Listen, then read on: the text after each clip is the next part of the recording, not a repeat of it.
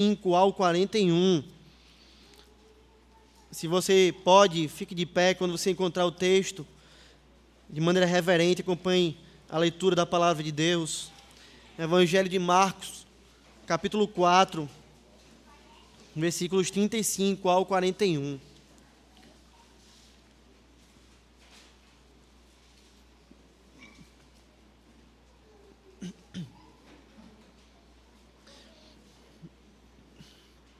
A palavra de Deus diz assim: naquele dia, sendo já tarde, disse-lhe Jesus: passemos para outra margem.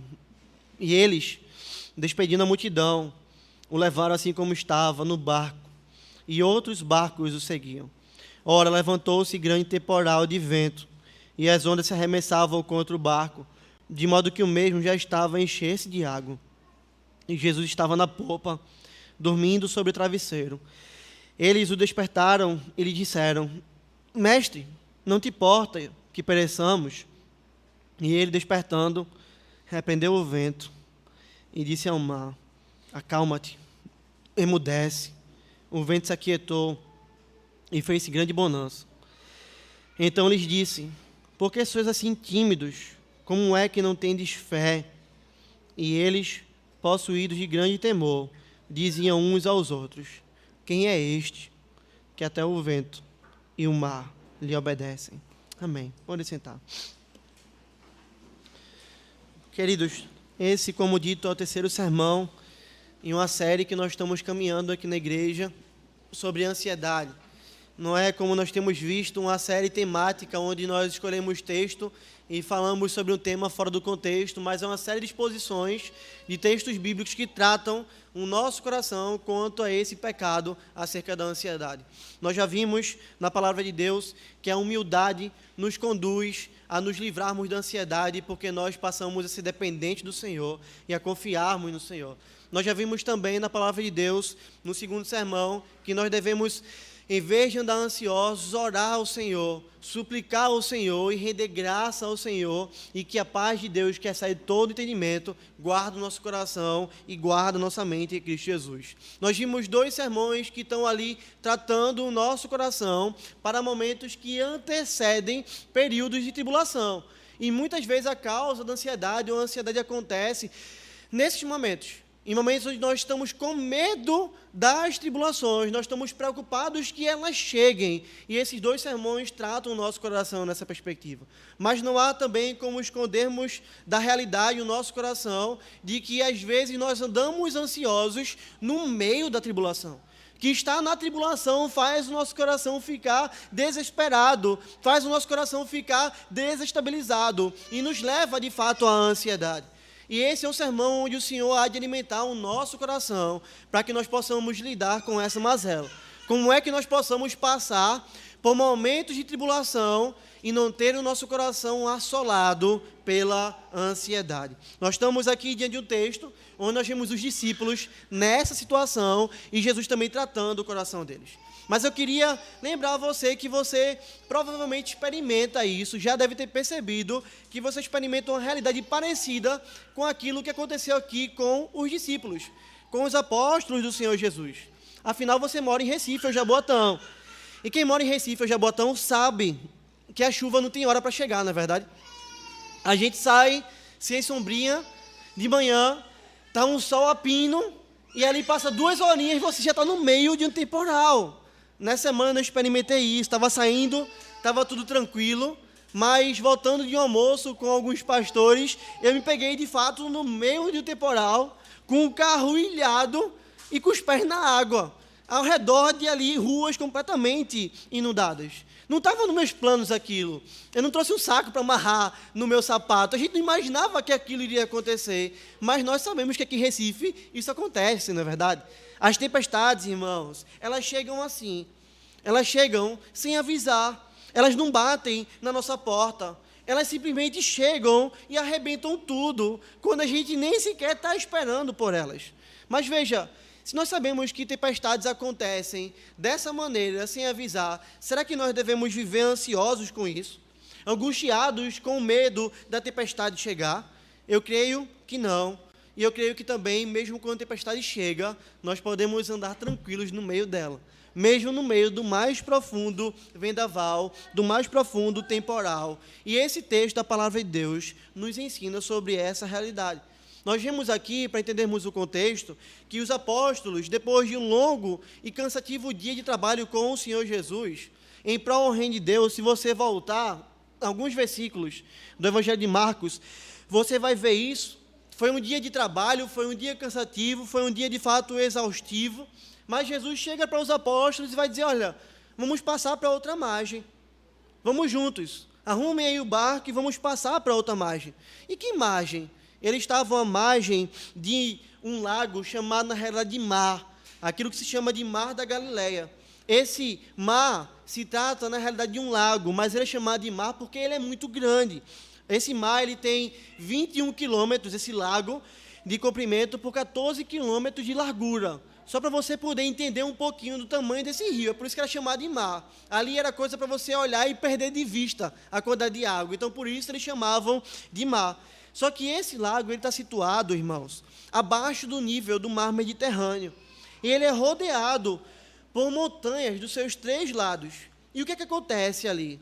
Às vezes, correntes frias que desciam do Monte Hermon, o qual possui mais de 2.000 metros de altura, e neve durante todo o ano. Essas correntes frias descem, passam por entre os montes menores e chegam naquele lago com violência, causando repentinas tempestades. É nesse contexto que nós encontramos o Senhor Jesus e os seus discípulos. Um dia cansativo de trabalho, é chegado à noite, e aí Jesus convoca esses homens a passarem para o outro lado, para outra margem desse lago. E perceba, não há nenhum relato aqui de um tempo ruim, de ventos fortes, de temperatura caindo, nada é falado, não há relato de ondas. Veja, esses homens aqui, eles simplesmente obedecem à voz do Senhor, à ordem do Senhor, entram nesse mar, né, esse lago no caso, e do nada uma tempestade se abate sobre eles. Essa tempestade chega, uma tempestade terrível, de ventos e ondas. E perceba, alguns desses homens eram pescadores e sabiam navegar. Só que aquela tempestade, ela não era uma tempestade comum, ela não era uma tempestade tranquila, era uma tempestade que estava fazendo já o barco se encher de água, ser varrido pelas ondas. Ou seja, o perigo de naufrágio atemorizava a mente daqueles homens. E foi olhando para essa situação difícil que os discípulos, então, se desesperaram. Veja, estão no meio da tempestade e tiveram o seu coração agora desesperado, completamente inquieto, não confiaram de fato no Senhor. Foram atribulados e ficaram desesperados.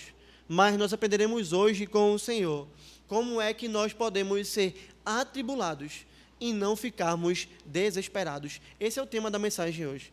Atribulados, porém não desesperados. E a primeira lição que nós temos nesse texto, para passarmos pela tribulação, mas não ficarmos desesperados, irmãos, é entendermos que obedecer a Deus não nos livra de todas as tribulações dessa vida. É isso que nós temos aqui, veja, naquele dia, sendo já tarde, disse-lhe Jesus, passemos para a outra margem. E eles, despedindo a multidão, o levaram assim como estava, no barco, e os outros barcos o seguiam. Ora, levantou-se grande temporal de vento, e as ondas se arremessavam contra o barco, de modo que o mesmo já estava a encher-se de água. Queridos irmãos, vejam, nós temos aqui homens que largaram tudo. Homens que deixaram família, deixaram emprego, deixaram estabilidade, deixaram os seus bens, deixaram a tranquilidade e passaram a seguir ao Mestre, a seguir ao Senhor Jesus. Naquele dia eles serviram a Cristo durante todo o dia. Nós já vimos isso aqui. E agora Jesus deu uma ordem a esses homens. Jesus falou para eles, vejam, vamos passar para o outro lado da margem. Você encontra aqui alguma fala desses homens retrucando Cristo? Mas, Senhor, está tarde. Mas, Senhor, a gente está cansado. Senhor, navegar de noite, porque a gente não vai amanhã de manhã cedinho, Senhor. Senhor, vamos dormir, Senhor. Senhor, pode ter tempestade, vai ficar perigoso. Eles não fazem nada disso. O texto diz, Jesus ordena passar, e eles fazem o quê? eles obedecem. E o que é que acontece, irmãos? A viagem seguia tranquila, mas do nada se levantou um temporal. E o que nós encontramos ali então? Nós encontramos 12 homens obedientes. 12 homens que ouviram a voz de Cristo e obedeceram no meio da mais terrível tribulação. Veja, esses homens são um contraste com Jonas. Jonas, ele estava no meio de uma tempestade, mas por estar fugindo do Senhor, por estar desobedecendo ao Senhor, o Senhor derramou uma tempestade ali como juízo, como um lembrete a Jonas, como disciplina a Jonas, mas nesse contexto não. Eles estavam no meio de uma tempestade por obedecerem ao Senhor. Se tivessem terra firme, estariam tranquilos, não teria perigo de naufragarem. Mas estando no meio daquele mar, eles estavam obedecendo a Deus e com risco de afundar. A tempestade não foi causada pela desobediência desses homens. A tempestade não era um castigo a eles, ou um sinal de alerta para que a idolatria e a rebeldia fosse deixada. Não havia um peixe grande ali esperando para engolir os discípulos, assim como aconteceu com os Jonas. Não. Eles haviam obedecido ao Mestre, mas a tempestade chegou. E os irmãos sabem que os outros evangelhos narram também, Mateus e Lucas, sobre essa mesma passagem. Mateus, ele vai dizer que o barco estava sendo varrido pelas ondas. Lucas vai afirmar que eles corriam perigo, porque Lucas vai dizer, o barco já estava sendo inundado. Irmãos, como isso é possível? Como isso é possível? Olhar para homens obedientes, ver homens sendo fiéis ao Senhor, e não sendo livrados das tempestades, mas até mesmo conduzidos para a tempestade por ordem do Senhor. Fato é que obedecer a Deus nos livra de muitas tribulações. Se você não matar, você não vai preso. Se você não roubar, você não vai preso. Se você não adulterar, você não destrói a sua família. Obedecer a Deus nos livra, irmãos, de várias tribulações nessa vida, mas não nos livra de todas. Porque o próprio Senhor Jesus, no Evangelho de João, no capítulo 16, versículo 33, ele vai dizer, no mundo passais por aflições. É uma certeza, você entende isso? Olha, no mundo vocês vão passar por aflições. Isso vai acontecer com vocês. É certo que isso vai acontecer. Mas tenham bom ânimo, eu venci o mundo. O que Jesus nos promete, irmãos, é algo completamente diferente do que aqueles malditos teólogos da teologia da prosperidade prometem. Uma vida próspera, tranquila e sem aflição. Jesus não nos promete isso. Se você segue a Cristo e você está esperando paz e tranquilidade perene nessa terra, a ausência de tribulação, você talvez ainda não compreendeu o Evangelho. Porque o Senhor Jesus, aquele que é o Evangelho, Ele nos diz, no mundo vocês vão passar por aflições. Vocês vão ser perseguidos por causa de mim, vocês vão ser lançados na prisão, vocês vão sofrer nesse mundo, vocês vão até mesmo ser mortos por conta do meu nome. Essa é a fala do Senhor Jesus, irmãos. E aqui é o que nós encontramos, homens fiéis a Deus, passando por tribulações, e eles não são o primeiro, e não serão os últimos. Quando olhamos a Escritura, nós vemos, por exemplo, Jó. Jó era um homem que servia a Deus. Os irmãos aqui devem conhecer a história de Jó. Jó era um homem que adorava ao Senhor, que andava em caminhos retos. A Bíblia chama ele de homem íntegro, de homem reto, de homem temente a Deus, de homem que se desvia do mal. Mas ele passou por uma tribulação gigantesca. O Senhor permitiu que Satanás tocasse várias coisas de Jó. Satanás tirou de Jó os seus rebanhos, os seus servos, os seus filhos foram mortos, a saúde de Jó foi retirada, havia tumores no corpo de Jó. Jó precisava colocar cinza no chão para ele poder sentar, porque se ele sentasse no chão sem cinza, arrancava a pele dele. Para você entender o quão moribundo estava aquele homem, veja, eu perdi o meu emprego, eu perdi o meu sustento, eu perdi a minha fazenda, eu perdi os meus servos, eu perdi também a minha saúde, eu perdi os meus 10 filhos. Veja que situação. E ainda tinha uma esposa abençoada que dizia para ele, né? Amaldiçoa teu Deus e morre, Jó. A cereja no bolo ali. Amaldiçoa teu Deus e morre, Jó. O que dizer também de Paulo, que foi preso, apedrejado, passou por naufrágio, foi abandonado, como ele diz, lutou com feras em Éfeso, foi açoitado publicamente. Paulo é um homem que diz, olha, eu carrego no meu corpo as marcas de Cristo. Nós poderíamos ainda falar, irmãos, sobre Sadraque, Mesaque e Abdênego, que foram parar numa fornalha ardente, por obedecerem ao Senhor. Nós poderíamos falar de Daniel, que mesmo com o decreto do rei, que ele não orasse a Deus, ele foi lá, se curvou diante do Senhor, orou e parou dentro de uma cova de leões. Nós poderíamos falar de Pedro, que a história vai dizer que foi crucificado de cabeça para baixo. Poderíamos falar de João, que foi colocado em um caldeirão de óleo fervente. Nós poderíamos falar, irmãos, de tantos homens que foram obedientes ao Senhor e mesmo assim passaram por tribulações severas. Se você lembra de João, João morreu preso na ilha de Patmos, exilado lá. É o final da vida desse apóstolo, amado pelo Senhor, servo do Senhor, obediente ao Senhor. Isso nos mostra de maneira muito clara, irmãos, que as tribulações nem sempre estão atreladas à nossa desobediência. Não é porque a gente desobedeceu ao Senhor que obrigatoriamente a gente vai estar tranquilo, mas também não é porque obedeci ao Senhor que obrigatoriamente eu vou estar tranquilo. Deus, Ele é soberano. E é isso que nós encontramos uma beleza tão grande na teologia reformada, a doutrina da providência do Senhor.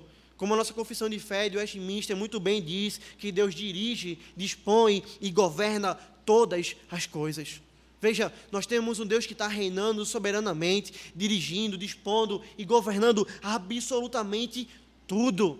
E se nós estamos passando por uma tribulação, sendo obedientes ao Senhor, essa é a tranquilidade que deve arrebatar o nosso coração. Eu estou sendo fiel a Deus, eu estou sendo tribulado, mas Deus, Ele continua no controle. E quando eu começo a entender isso, quando eu começo a entender que a fidelidade a Deus não me livra da tribulação, amados irmãos, eu consigo começar então a ter paz no meio dela, porque eu não fico me culpando. Quantos crentes você conhece que não falam assim? Está no meio da tribulação, recebeu o diagnóstico ruim. Por que, Deus, o que é que eu fiz? Não é assim? Por que, Senhor, o que é que eu fiz? E começa a viajar, e começa a procurar os pecados mais profundos do coração, aquilo que ele nem imagina, e começa a criar situações, e a ansiedade começa a tomar conta, porque aquela pessoa começa a se ver desamparada pelo Senhor. Se eu agora estou nessa tribulação por causa do meu pecado, a culpa é minha, Deus me abandonou, Deus não me ama mais, Deus não anda mais comigo. E isso vai roubando a paz, e a ansiedade toma conta, porque a gente passa a não ver mais saída. Por quê? Porque esse sentimento de culpa, colocado por Satanás, colocado pelo maligno, e por nosso coração enganoso, irmãos, ele tira o nosso foco de Deus, e ele coloca o nosso foco no problema. E sempre que nós olhamos para o problema, e não para o Senhor, não há como o nosso coração não ficar ansioso. Portanto, veja, se você tem andado fielmente ao Senhor, e você está passando por um momento de tribulação, lança esse sentimento de culpa fora. Se examina de fato à luz da palavra de Deus. Se algo te condena, se algo você faz que desagrada ao Senhor, se arrepende, pede perdão a Deus. Mas, irmãos, se nós temos procurado andar de maneira reta, se nós temos procurado andar altaneiramente, obedecendo a palavra de Deus, e a tribulação chega, nós precisamos tranquilizar o nosso coração e saber, não é por causa do meu pecado, não é porque eu fiz isso. Veja, o Senhor continua no controle e eu posso descansar o meu coração em uma realidade: Cristo é bom. Deus é bom e Ele está controlando todas as coisas. E aqui está uma razão, irmãos, porque muitas vezes nós tememos e andamos ansiosos, porque nós achamos, quando estamos no meio da tribulação, que essa tribulação não é para o nosso bem. Nós questionamos no meio da tribulação a bondade de Deus. Veja se não é isso que está presente. Senhor, eu te obedeci. Senhor, eu te servi. E mesmo assim, eu estou no meio do temporal. O que é que eu estou dizendo para Deus? O Senhor, Deus, está sendo injusto para comigo. Isso não deveria estar acontecendo comigo, porque eu sou um servo fiel do Senhor. O Senhor, Deus, não está sendo bom para comigo, porque eu estou te servindo fielmente. Amados irmãos, essa mazela precisa ser retirada do nosso coração. Porque a Escritura nos declara de maneira maravilhosa de que Deus é bom, de que não existe mal no Senhor, de que Deus não deseja nos destruir com as tribulações da vida. Jeremias vai dizer: eu é que sei que pensamentos tenho ao seu respeito. E veja o que o Senhor diz para o seu povo: pensamentos de paz, e não de quê? E não de mal. Essa verdade preciosa guarda o nosso coração. O Cristo que tem um propósito, que governa todas as coisas, que nos leva às vezes para a tribulação. Ele é aquele que sabe o que é melhor para nós. A sua inteligência, irmãos, suplanta, vai além, passa por cima de qualquer entendimento humano.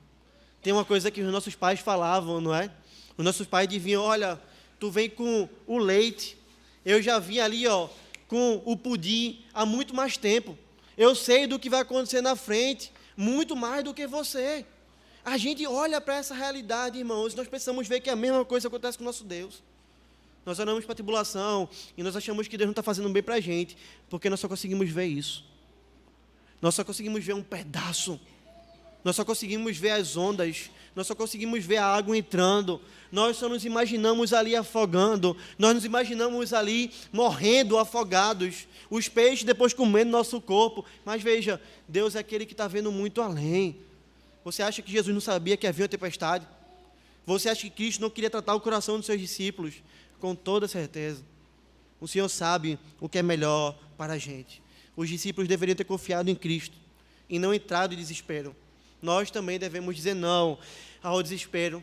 Nós também devemos dizer não à ansiedade. E quando nós não vemos saída nenhuma, aí nós dizemos sempre assim, nós dizemos sim para Cristo. Porque Cristo sabe do que é melhor para a nossa vida. E Ele nos garantiu isso quando Ele inspirou o apóstolo Paulo a escrever Romanos 8:28. Quando o apóstolo Paulo vai dizer, sabemos que todas as coisas cooperam para o bem daqueles que amam a Deus, daqueles que são chamados segundo o seu propósito. Até as tribulações da vida, como veremos nesse texto, elas cooperam para o nosso bem.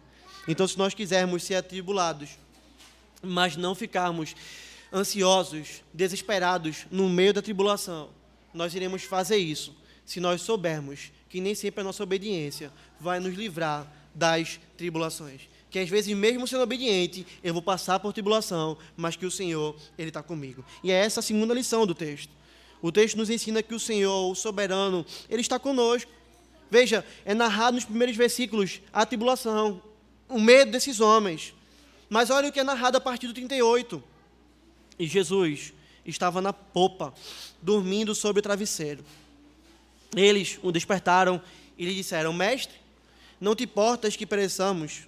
E ele, despertando, repreendeu o vento e disse ao mar, que coisa linda, irmãos, acalma-te, emudece. Olha o resultado, o vento se aquietou e fez-se grande bonança. Então lhes disse, por que sois assim tímidos? Como é que não tendes fé? Após um dia cansativo de trabalho no reino de Deus, onde é que estava Jesus? Dormindo. Tranquilamente.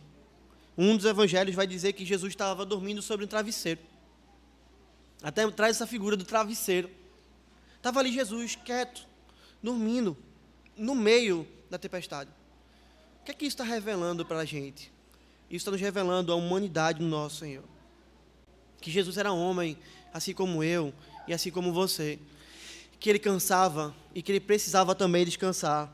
Mas além de ser 100% homem, o Senhor Jesus também é o Deus Santo, é o Deus Todo-Poderoso, é o Criador do céu e da terra, é o mantenedor de todas as coisas, é aquele que é 100% Deus.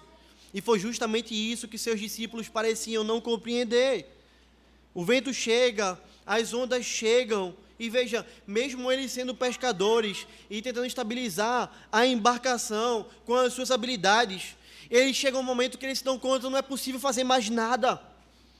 Não é possível controlar o barco, a gente vai afundar. É aquela coisa que você olha e você vai dizer assim, não há mais saída. E nesse momento que eles viram que não havia mais saída, eles começaram a se desesperar. Os olhos deles se concentraram nas ondas, se concentraram no barco que estava enchendo, se concentraram no vento que eles sentiam. E veja, por não compreenderem quem estava no barco, eles se desesperaram. A ansiedade, o medo, o desespero tomou conta. E muitas vezes é assim que acontece conosco. Veja, nós estamos caminhando, nós estamos andando. Um exemplo de tratamento de saúde, eu estou tomando um remédio, está resolvendo, não, não resolveu. Aí tem outro, eu tomo, não, não resolveu. Tem mais outro, eu tomo, não resolveu. Quando o médico chega e diz, olha, não tem mais o que fazer, a gente bota a mão na cabeça e faz, e agora, assim? A gente se desespera, não é verdade? Aí o pânico parece tomar conta, e a gente dá um maravilhoso abraço na ansiedade. E se agarra com ela. porque parece que não tem mais nada o que fazer. Mas, irmãos, quem eram esses homens que ficaram desesperados?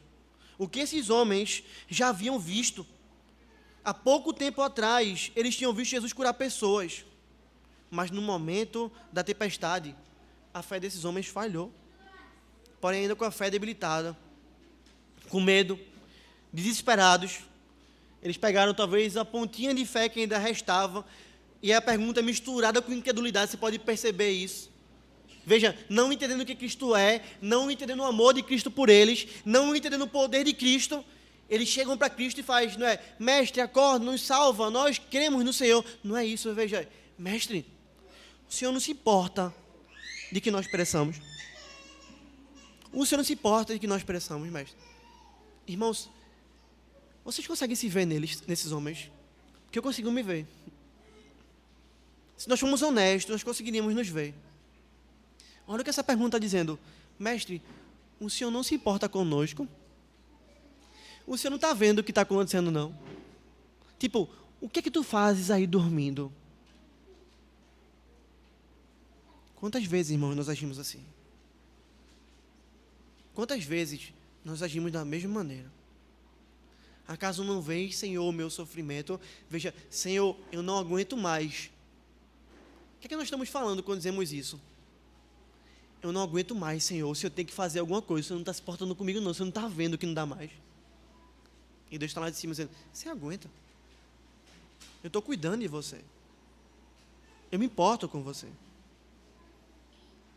E a prova disso, irmãos, é que mesmo com essa fala incrédula, mesmo com esses homens rebeldes, uma fé tão pequena, Jesus, ele acorda. E ele não é a gente. Se coloque no lugar de Jesus. Graças a Deus que você não é Jesus, e que eu também não sou. A vontade que dá para esses homens era fazer o quê? Não importa não, morre tudinho. Vai afundar mesmo.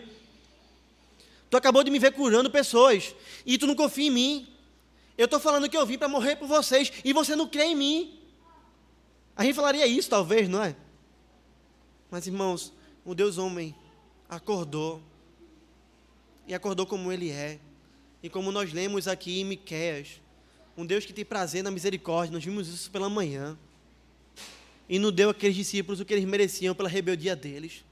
O Deus homem acorda, e quando ele acorda, se você pudesse dar um pausa na história ali, igual quando a gente está vendo um filme, imagina isso, se dá um pausa na história, você vai ver agora que a criação, ela está prestes a ouvir a voz daquele que a criou. O vento, o mar, as ondas estão prestes a ouvir a voz daquele que a criou. E o texto vai dizer, acordando o Senhor Jesus, ele repreendeu o vento e disse ao mar, acalma-te. O Senhor Jesus acorda, irmãos, e dá uma ordem à criação. Repreende o vento e fala ao mar, se acalma. E a criação fez a única coisa que ela podia fazer diante da voz do Senhor. Não havia outra opção para a criação do que fazer aquilo que a criação fez. A natureza ouviu a voz do Criador e não restou opção a ela, a não ser obedecer. O vento imediatamente parou. E não apenas isso, como também uma grande bonança se instalou. Lá em Lucas vai dizer que tudo cessou. Lucas traz essa fala, veja, quando Cristo falou, tudo cessou. É instantâneo. Quando Cristo fala, todas as coisas obedecem. O mar obedece àquele que é o Senhor dos exércitos, aquele que o controla. O vento mais bravio obedece à voz daquele que é o Senhor dos exércitos. Veja quem é que estava no barco com esses homens, irmãos. Quem estava no barco com esses homens era o Deus forte e poderoso, o Senhor poderoso nas batalhas. E aí quando você entende isso, você pode parar e se perguntar, será que eles precisavam se desesperar? Sabemos que não, irmãos. Mas eles se desesperaram porque eles não compreendiam isso. O desespero tomou conta deles. E a debilidade da fé dos apóstolos foi revelada. Também é interessante observar que mesmo diante dessa debilidade de fé, o Senhor usou misericórdia e graça e atendeu o pedido de socorro desses homens. Irmãos, é assim que acontece conosco. Eu quero que você pare agora, por poucos segundos, e reflita. Todas as vezes que você já andou ansioso, pense nisso. Quando você está ansioso, você está certo e seguro da soberania de Deus. Você está convicto e amarrado na soberania de Deus. Você está descansando na soberania de Deus, sabendo, está um caos, mas Deus está no controle. Nós sabemos que não. Nós só andamos ansiosos por conta disso. Porque nós não entendemos, porque nós não vivemos, porque nós não nos abraçamos com a soberania do Senhor. Nós olhamos para a situação e nós dizemos, é impossível dela se resolver. Nós olhamos para a situação e nós dizemos, não há saída. Porque simplesmente, na nossa vida, nós muitas vezes desconsideramos o Senhor da equação da nossa vida, irmãos. E que terrível é isso. É a mesma coisa que os discípulos fizeram. Jesus estava lá e estava dormindo. Nós vamos perecer, nós vamos morrer. O Senhor não se importa conosco não, Senhor. O Rei da Glória, no barco com eles. O Deus que tem poder para acalmar a tempestade. O Senhor Jesus se levanta, acalma a tempestade. E além de acalmar a tempestade, o Senhor Jesus também trata o coração desses homens. Porque esse é o nosso Cristo, irmãos. O nosso Cristo, Ele se importa com a nossa vida espiritual.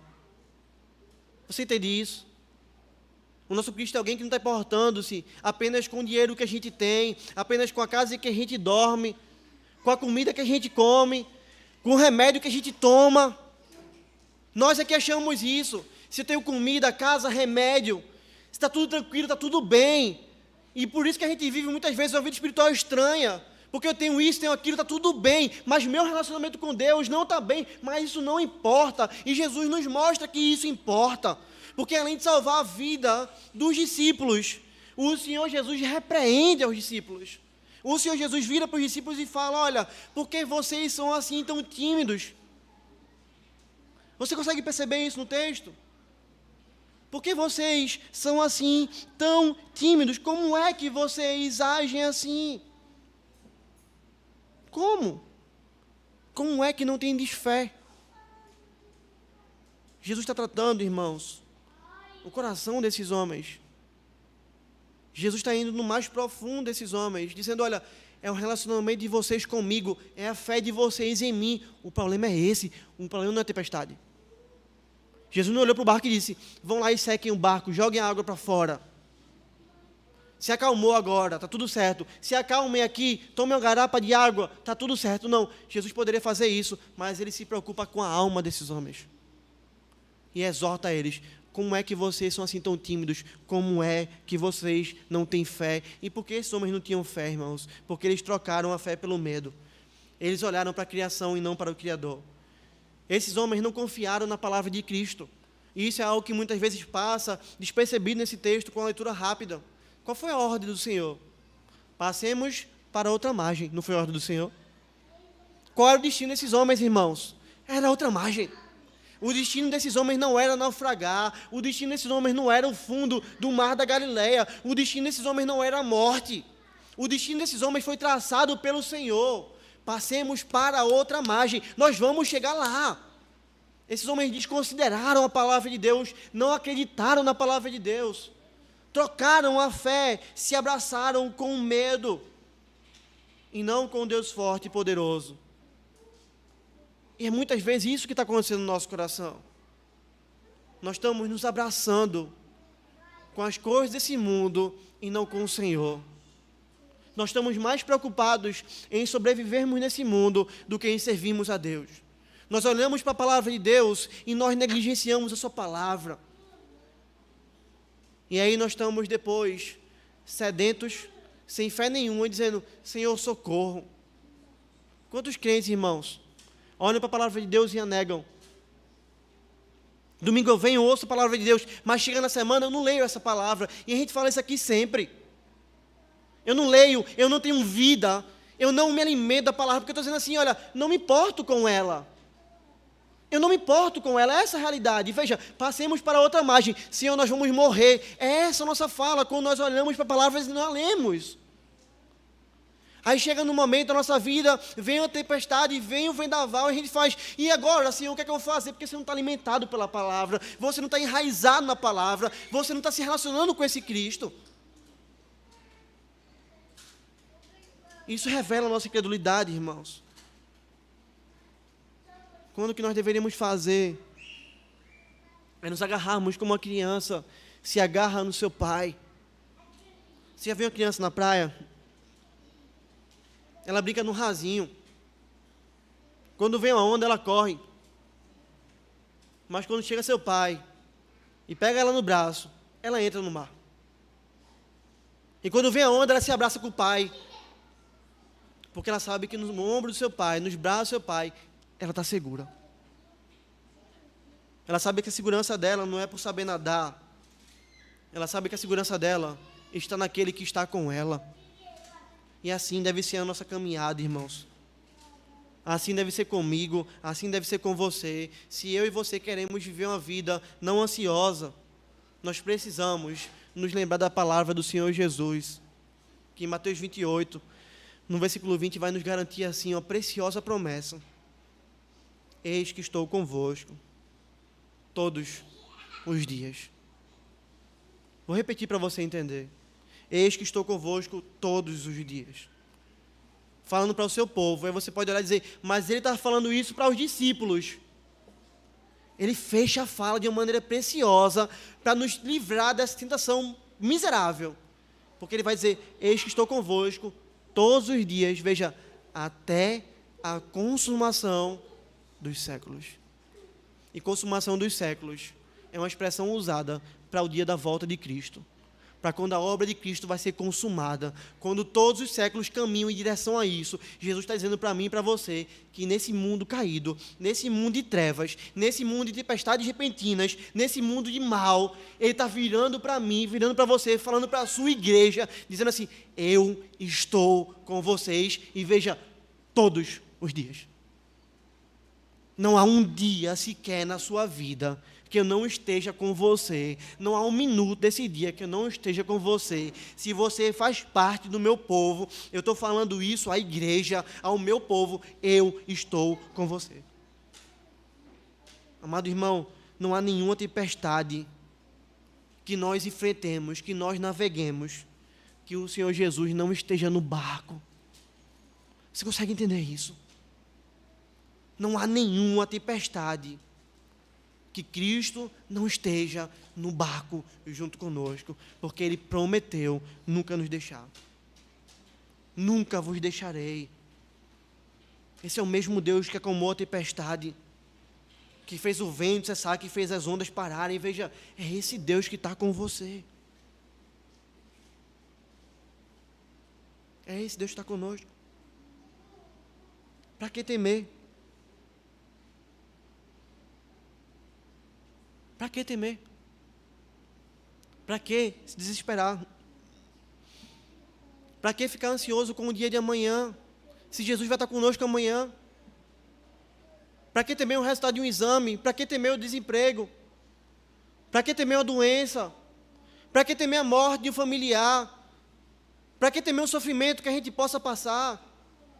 Para que temer, irmãos? Nosso coração, ele vai para longe de Deus, revelando nosso temor. Se nós entendemos, Cristo está comigo, para que temer? Ele é o Deus do impossível, Ele realiza maravilhas. A Escritura é uma grande costura maravilhosa, que vai prendendo pano a pano, para nos mostrar as verdades todas juntas. E para que a gente olhe e diga, mas Jesus está no céu, Ele mudou, não se importa mais conosco. Ela vai dizer em Hebreus 13, 8, Jesus Cristo é o mesmo ontem, hoje e o será para sempre. Assim como Ele se porta com os discípulos dele naquela época, da mesma maneira Ele se porta com os seus discípulos hoje. Assim como Ele para a tempestade naquela época, Ele para hoje. Ele é o mesmo ontem, Ele é o mesmo hoje. E Ele será o mesmo eternamente, o mesmo para sempre.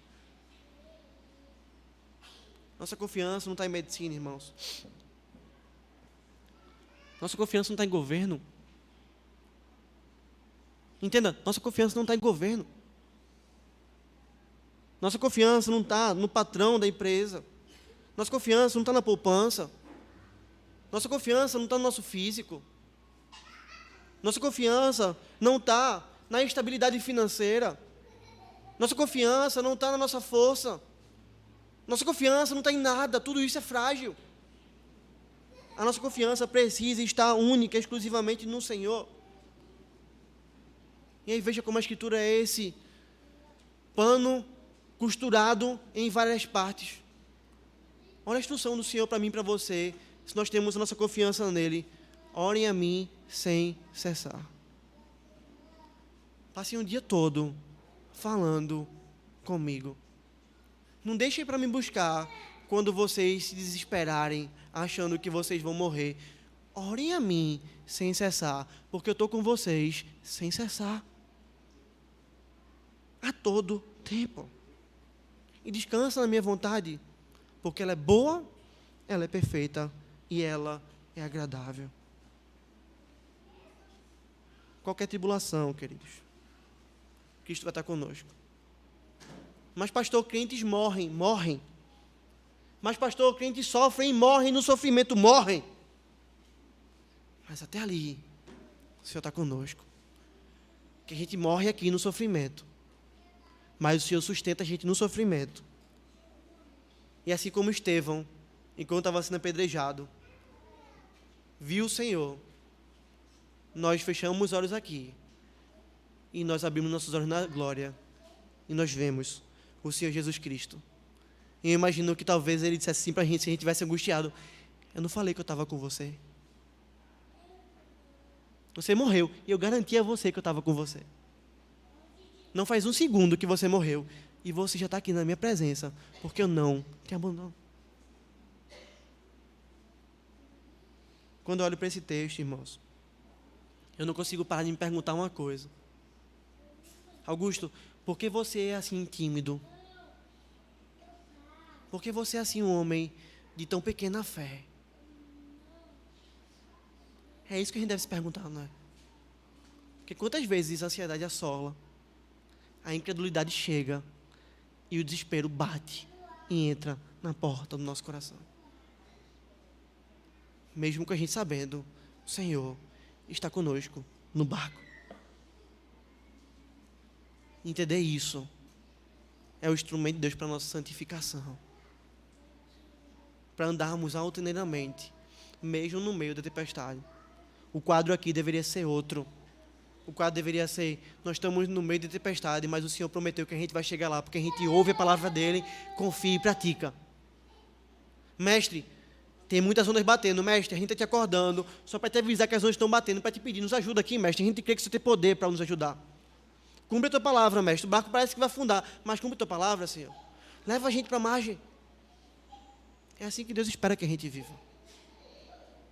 É assim que o Senhor espera que a gente caminhe. E nenhum psicólogo, nenhum psiquiatra e nenhum remédio vai poder trazer essa paz ao nosso coração e essa segurança ao nosso coração. Só aquele que é o nosso pastor é que pode trazer paz e segurança ao nosso coração, porque Ele está conosco.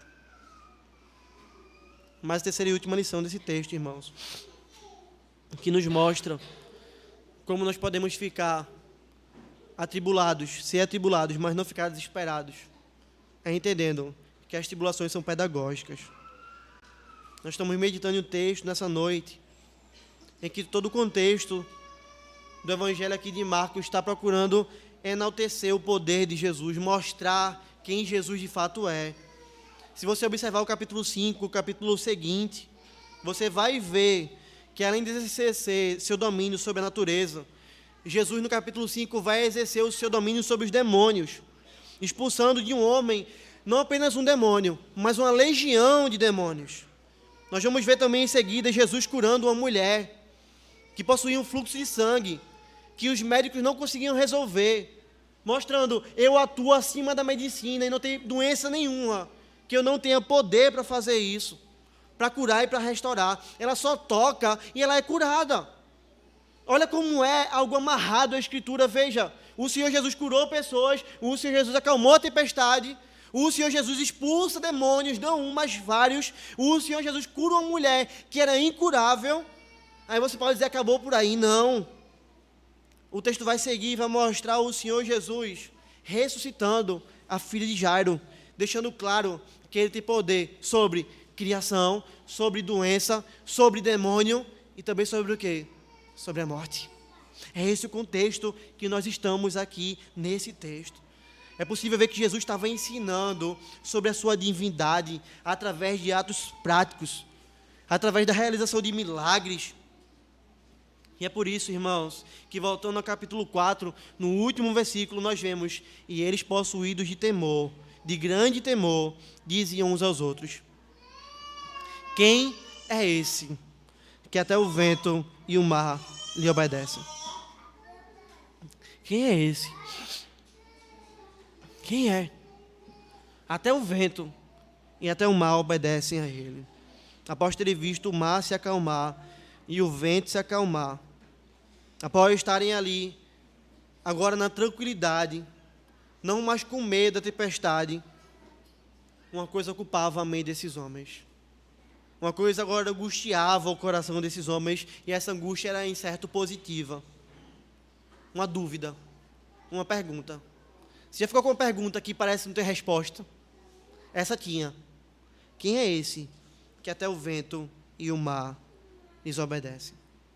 Os apóstolos compreendiam a fúria da natureza e sabiam que a natureza não pode ser controlada por um homem. Os apóstolos sabiam que o mundo foi criado por Deus e que só Deus domina sobre a criação. É por isso que no meio da tribulação, eles puderam presenciar um homem Deus intervindo na criação, dando ordem à natureza. E eles puderam presenciar o quê? Esse daqui não é apenas um homem. Se só Deus controla a criação, e as pragas do Egito, eles são judeus, mostravam isso. Nós estamos vendo agora o mesmo Deus controlando a criação. Ele só pode ser Deus. Os músculos da fé desses homens, irmãos, foram fortalecidos. Eles agora aprenderam no meio da tempestade que Jesus não é aquele que apenas cura doenças, mas é aquele que também domina sobre a natureza. E Jesus alcançou então o objetivo de ter conduzido esses homens à tempestade. Volta para o começo, lembra do início. Nós estamos na tempestade e não sabemos por quê. Nós estamos em tempestade e achamos que Deus não importa com a gente. Por que, Senhor? A gente vai perecer, não se importa conosco. Nós chegamos no final agora. E nós vemos o objetivo de Cristo. A fé dos discípulos fortalecida e esses discípulos conhecendo mais ao Senhor. Jesus estava tratando o coração daqueles homens na tempestade.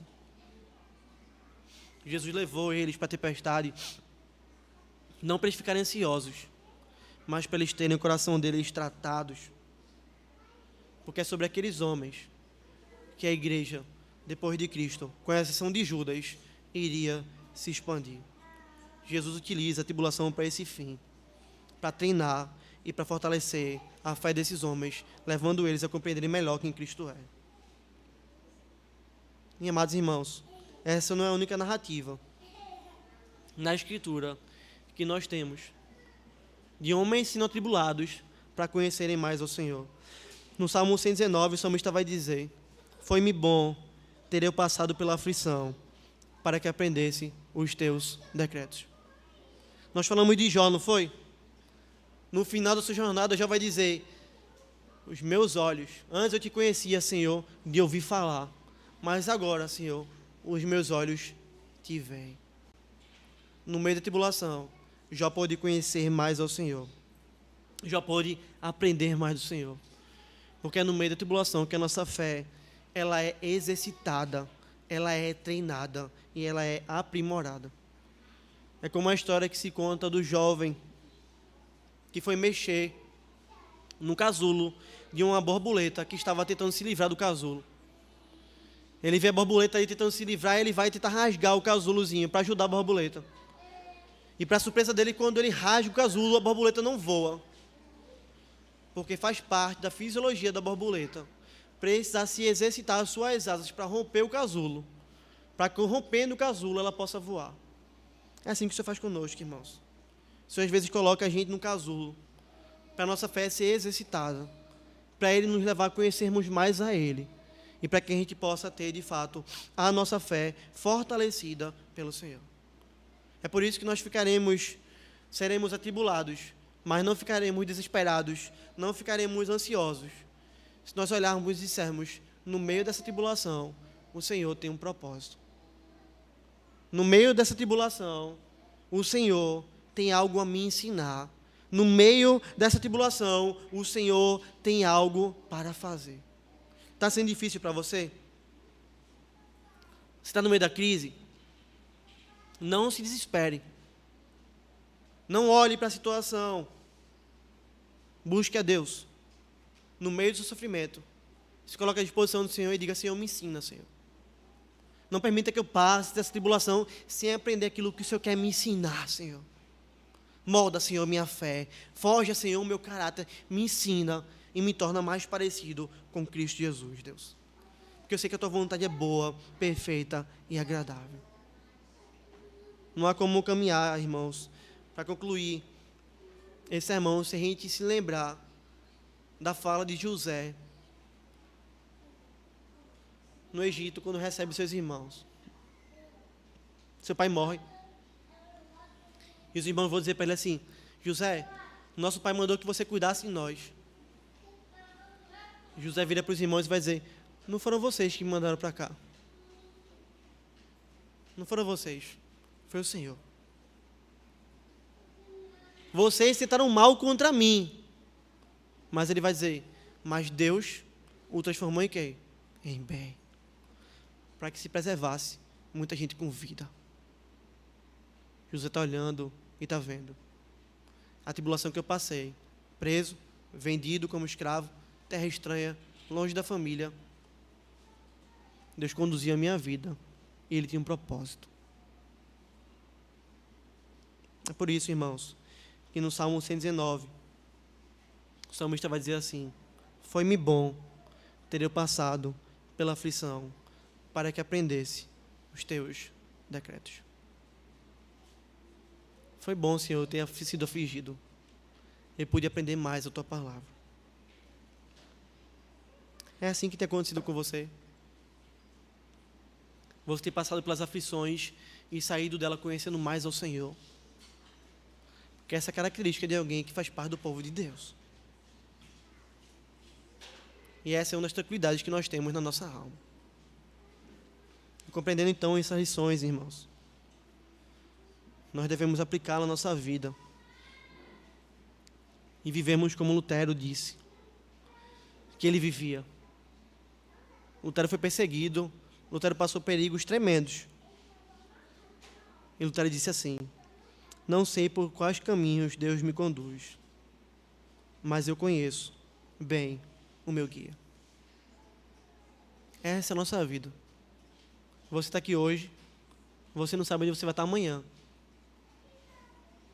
Mas nós conhecemos bem o nosso guia. E acredite, Ele sabe o caminho. Ele sabe guiar. E além de guia, Ele é pastor. E além de pastor, Ele é onipotente. Quero concluir dizendo para você: onde quer que o Senhor nos guie, até mesmo nos guiando para o meio do temporal mais severo, se você é um crente fiel, se você faz parte do povo de Deus, se lembre, você tem um guia, um pastor, alguém que está com você, alguém que cuida de você, e nisso nós podemos descansar. Amém? Que o Senhor aplique Sua palavra no nosso coração, nos abençoe, e nos livre da ansiedade, e nos leve à tranquilidade e à paz nele. Ficar de pé, vamos orar ao Senhor.